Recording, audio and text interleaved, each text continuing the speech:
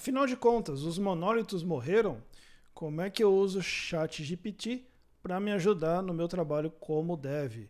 Essas e outras perguntas eu vou te responder agora neste vídeo. Regularmente, lá no meu Instagram, eu abro uma caixinha de perguntas onde o pessoal manda perguntas e eu respondo essas perguntas aqui através de um vídeo com mais profundidade do que simplesmente num story por lá. Então, se você quer a sua pergunta respondida num próximo vídeo, fica ligado lá, quando eu tiver a caixinha, manda a sua, que se for bacana, eu vou responder aqui também. Meu nome é Helder Moraes e meu trabalho aqui é ajudar você, dev, a ser um dos profissionais mais bem pagos do mercado, usando a linguagem Java no back-end. Se esse é um assunto que te interessa, não se esquece de se inscrever aqui no canal, caso ainda não tenha feito, e também de curtir e compartilhar esse vídeo para que ele chegue até mais pessoas. E se você estiver ouvindo isso através de alguma plataforma de podcast, como Spotify, não se esquece de se inscrever também nesse podcast aí para você não perder os próximos episódios. Então vamos lá, sem mais delongas, vamos às perguntas de hoje. Helder, afinal de contas, os monólitos morreram? Galera que gosta de matar a tecnologia. Vamos lá. Gente, monólito não. Monólito não só não morreu, como não vai morrer. Eu diria o seguinte, ó. O pessoal fala assim, né? Quando o COBOL morrer, né? Gente, quando o Delphi morrer, a gente conversa. Quando o COBOL morrer, a gente conversa. Quando o monólito morrer, a gente conversa. Porque são coisas que vão continuar por muito tempo no mercado. Eu estava conversando esses dias com uma pessoa que eu conheço, que tem um amigo fazendo um monte de projetos usando o Delphi, por exemplo, que é uma linguagem que muitos acham que morreu, está longe de morrer. O monólito é a mesma coisa. E pelo simples fato, o monólito é até mais simples o fato dele não ter morrido.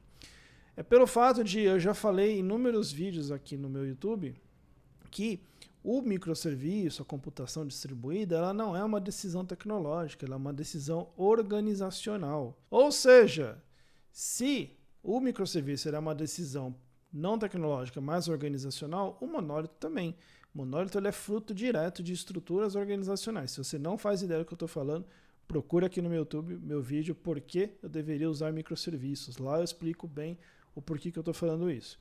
Então, assim, se você tem uma estrutura na sua empresa de comunicação que ela é em silos, então fatalmente a sua saída, né, o seu output, o serviço que você vai construir, o sistema que você vai construir, vai ser um monólito, tá bom? Então, não está nem perto de morrer, é sim grandemente utilizado, é muito utilizado, é largamente utilizado.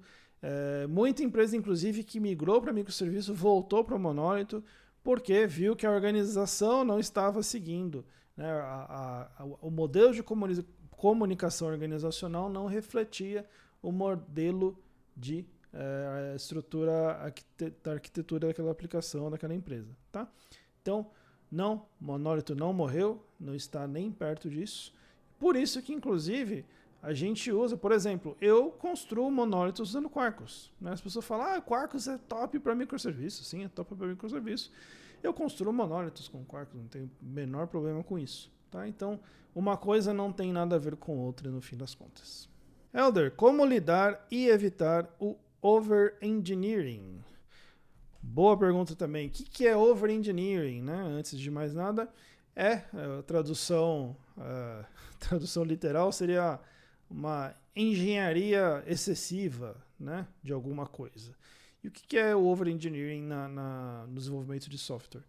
É você fazer uma baita lambança para lidar com um negócio que não tinha menor sentido. Por exemplo, eu adoro Kubernetes, tá, gente? Mas é você ir lá e se dar ao trabalho de rodar um Kubernetes, de subir um cluster, de ter vários nós, de ter tudo lá, de pagar caro para ter ele, e aí você tem 2 containers na sua aplicação. Não faz o menor sentido um negócio desse, entendeu? É você fazer toda uma estrutura de segurança, de autenticação, de rastreabilidade para um sistema que só você usa, né? Só tem um usuário. Estou dando exemplos exagerados, talvez, mas é para que você tenha ideia, né? Que assim, a engenharia que você faz do seu software, ela tem que acompanhar as demandas dele. E eu iria além. Você deveria aplicar determinado nível de engenharia para o seu software à medida que a demanda surge. Então, por exemplo, a gente estava numa discussão outro dia, num grande evento que eu palestrei, eu falei lá sobre sagas, e aí a pessoa estava falando, eu falei lá sobre orquestração e coreografia, né? E aí eu falei que a orquestração ela tende a, em casos mais complexos, a ser uma situação melhor por diversos motivos, né? E aí uma pessoa me falou, mas também você aí tem um único ponto de falha. Eu falei, verdade, aí o que você pode fazer, se o risco de falha é real, aí você faz o quê? Aplica soluções de alta disponibilidade para aquele ponto único de falha, que é o orquestrador. Então você vai, sei lá, aumentar o número de instâncias dele, você vai colocar, sei lá, mais memória, mais conexões de rede, né? Estou falando aqui tudo de containers, né? Então você vai deixar ele parrudo para que a chance de falha dele seja muito pequena. Ah, mas se ainda assim ele falhar, né? Então vai ser um ponto único. Sim, a gente convive com riscos. É isso que a galera às vezes não entende. Por exemplo, você sair de casa hoje, você corre riscos. Você corre riscos de acidente, você corre riscos de violência, mas ainda assim você sai. Por quê? Porque você aprende a conviver com determinados riscos, que em alguns lugares são maiores, em alguns lugares são menores.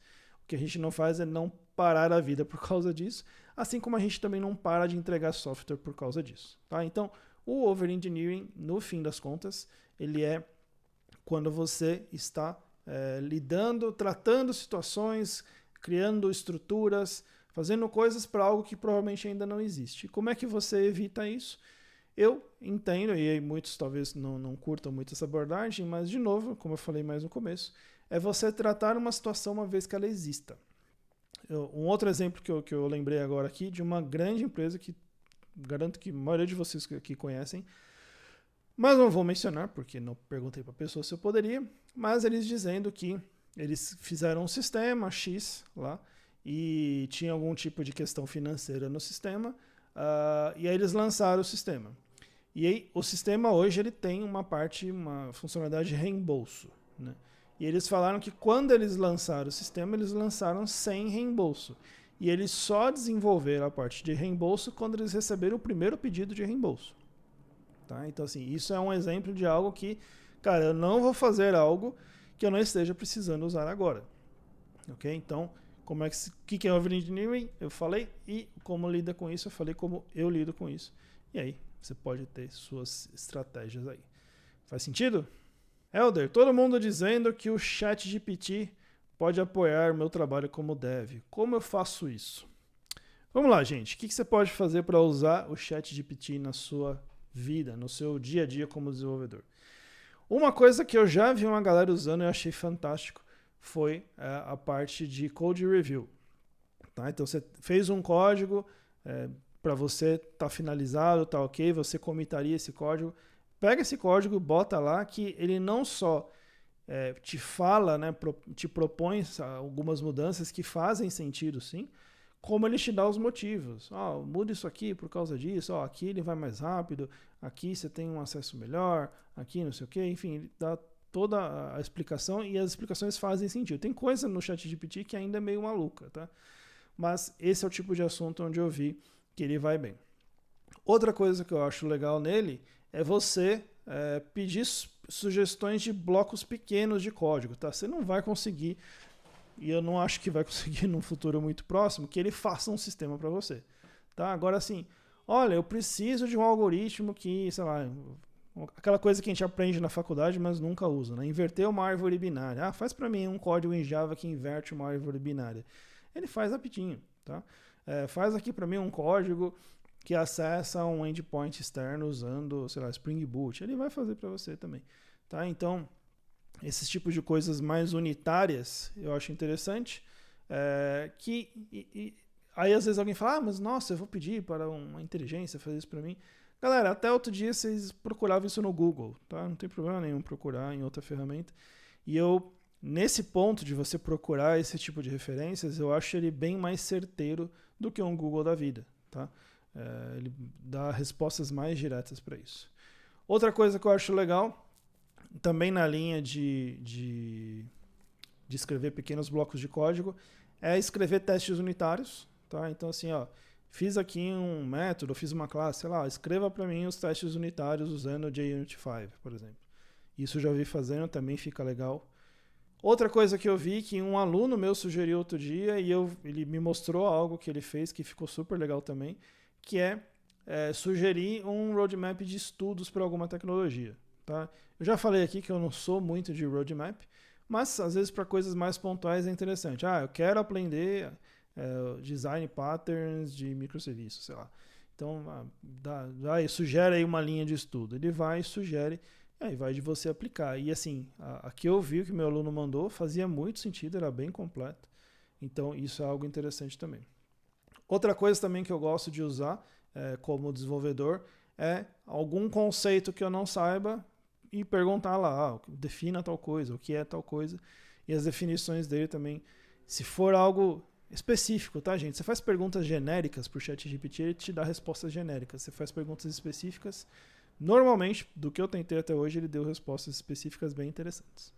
Tá? Então, percebam, não são casos super abrangentes, e eu acho ótimo isso. Tá? E, inclusive, fazendo um adendo aqui, não acho que nenhum de nós aqui vai perder emprego para IA tão cedo, ok? E um dia, se der, eu falo mais sobre isso. Mas é isso, esses são os usos que eu faria do ChatGPT como desenvolvedor. Helder, o que tem de novo no Java 20, que saiu esses dias? Pessoal, eu estou gravando esse vídeo no dia 31 de março. O Java 20 saiu no dia 21, fazem 10 dias que teve o lançamento do Java 20, tá bom?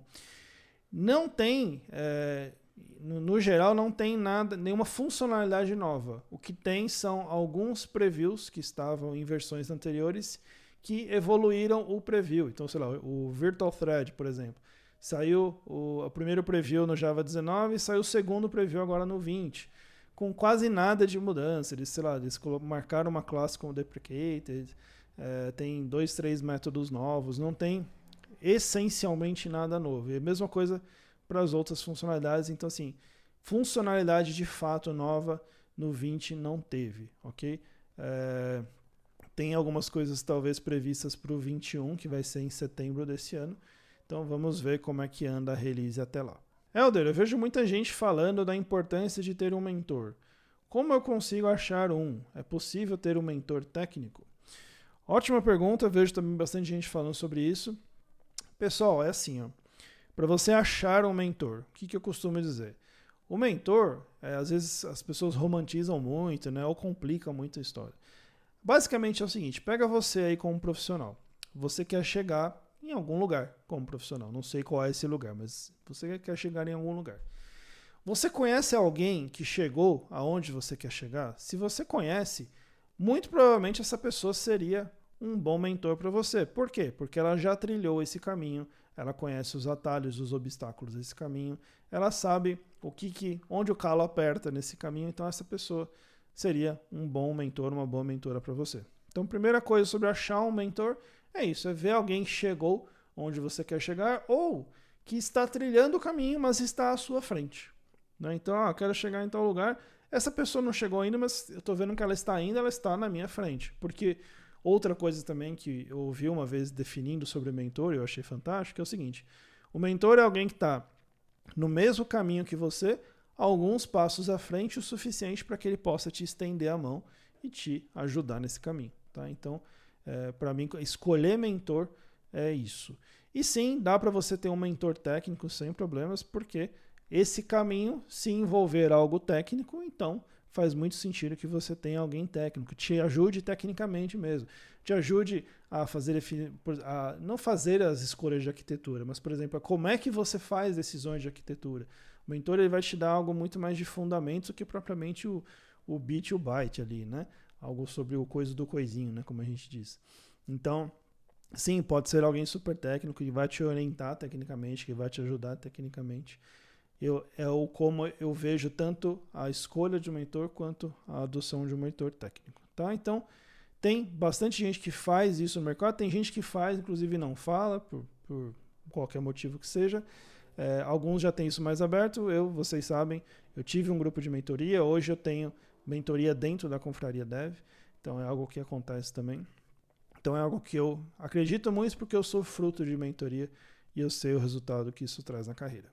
Helder, quão complexo é integrar o Quarkus com Kafka? Gente, Quarkus com Kafka é a coisa mais simples do universo, literalmente, tá? Você tem uma extensão, se você for lá no code.quarkus.io, você tem lá uma pesquisa das extensões, você tem lá uma extensão do Kafka, é uma extensão específica, o Kafka Client, que você adiciona no seu projeto, aí você cria o projeto, ele já vem com um templatezinho das configurações que você tem que fazer. Claro, tem algumas especificidades, mas você olha o guia lá, você lê o guia em 10 minutos, que tem lá no site do Quarkus. Basicamente, você vai apontar as configurações para o seu broker, vai indicar quem é o tópico, enfim, vai fazer as configurações específicas do Kafka. E aí o resto é código Java mesmo, com annotations, com coisa bem, bem direto ao ponto. Tá? Eu, pelo menos, eu não sou um super especialista em Kafka, não sou um super especialista nesse tipo de programação, e eu achei muito fácil. Então, se é algo que para você é parte do seu dia a dia, você faz de letra. Tá bom? Então, sim, o Quarkus tem integrações fantásticas com ferramentas como o Kafka. Helder, qual a principal característica você busca ao contratar alguém para o seu time? Boa pergunta também. Pessoal, esse é um tipo de assunto que eu tenho zero romance em relação a isso, né? Porque eu vejo muita gente falando assim, contrate o perfil e treine as habilidades, né? Só que no dia a dia você vai ser cobrado pelas habilidades, você não vai ser cobrado pelo perfil, né? Então, eu normalmente quando eu vejo as abordagens sobre isso, para mim soa meio como besteira.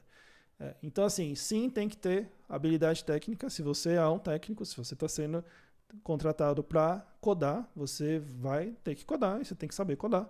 Né? Claro, vai ter o seu nível. Se você é um júnior, vai ser o nível de júnior. Se você é um pleno, o nível de pleno, sênior, staff, distinguished, fellow, enfim, não importa o nível que seja, você tem que ter um nível técnico para fazer aquilo.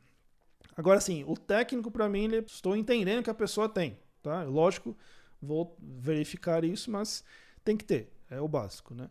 Agora, qual para mim é a habilidade mais importante que essa sim você não acha em todo mundo? É a pessoa ser orientada a resolver problemas. Tá? E resolver problemas, não reclamar que os problemas existem. Né? Porque os problemas existem e eu sou contratado para resolver problemas. E se eu for contratado, eu vou contratar também pessoas para resolverem problemas. Então, a pessoa, para mim, para trabalhar, se eu fosse montar um time, normalmente as pessoas teriam que ser pessoas. Normalmente não. 100% das pessoas teriam que ter essa orientação a resolver problemas. Como é que eu resolvo? Qual é o problema? Qual o melhor caminho? Isso que eu estou fazendo vai resolver o problema? Se não vai, o que eu faço para resolver? Resolve da melhor forma. Se não é da melhor forma, tem um jeito depois de eu voltar e melhorar. Enfim, mas tudo voltar a resolver problemas. Beleza? Então é isso. Essas foram as perguntas de hoje. Me fala aí nos comentários se eu já respondi uma pergunta sua e se as perguntas que eu respondi hoje aqui também eram sua dúvida, tá? E aí comenta se as respostas fazem sentido para você. E não se esqueça, se você quiser ter uma pergunta respondida por mim aqui, vai lá no meu Instagram quando eu abrir caixinha de pergunta e deixa a sua pergunta, uma pergunta bacana, uma pergunta massa, para valer a pena a gente vir aqui e gravar uma resposta. Beleza? Então é isso, um grande abraço, até a próxima e tchau!